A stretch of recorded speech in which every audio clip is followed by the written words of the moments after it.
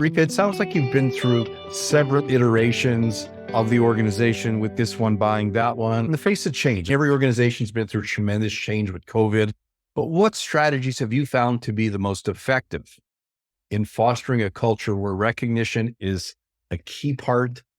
And how have you tailored these strategies to suit the team or the different situations? Maybe you can give us some examples of how you've been able to bring that culture over and what you've done. Sure, it changed. They've written so many books on it because it makes people uncomfortable. Sometimes we're not prepared for it and we don't like it. What I have found is consistency is key for me and recognition is key. They're the two things that I can control. I can control how I consistently manage people, the expectations I set for people, and the accountability of people. I can control those things. And then recognizing behaviors. I really try to come from a place of the carrot versus a stick. I know that always sounds easier and it's really hard sometimes because you just want to chase people with stick, but recognition goes a long way. What I have found is we're just grown up kids. When I break it all down, it's we're just grown up. People like to feel recognized. And it doesn't matter what your title is. It's nice to feel like someone recognized your extra effort or the little thing that you did. I have a great team that works with me and goes along with all my crazy ideas when I want to recognize people. We make a point of, we have a director meeting every Friday. That includes my direct reports. We do a meeting on Monday. We do one-on-ones on Wednesday and our meetings on Friday. I realize do everything I can. I know schedules get crazy, but try not to break those meetings because it's important for my team to know that they're important and their needs are important. We start every director call with recognition. It's the first 5 to 7 minutes.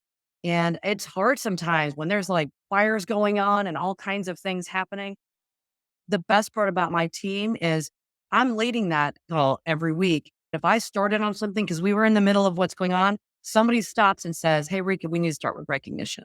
We've gone through this where they hold me accountable, they hold me responsible. And we spend the first 2 minutes and everybody goes around and says, who do I recognize? It could be somebody from our plant worker. It could be a customer service person. It could be an ISP. It could be anybody and why. I always write that down. And then I make a point of sending out a note to that person just saying, hey, you were recognized today on our director call by this person.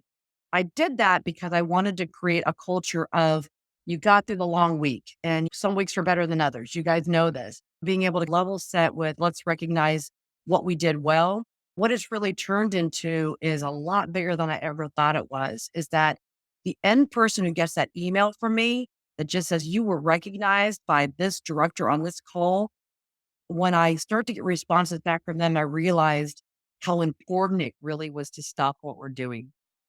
Recognize people because everybody, to our point around the student, everybody has that story and the people working for us do it too. A huge shout out to my own team because they will remind me they are my accountability partners and they will remind me when I've forgotten that recognition is how we're going to start our meeting. Now it's a habit and it's something that we do and we will continue to do. And I would encourage people to do it because you have no idea until you've done it, the impact you can have regardless of your title of how much it means for someone just to hear us thank you because they could have had a worse week than you.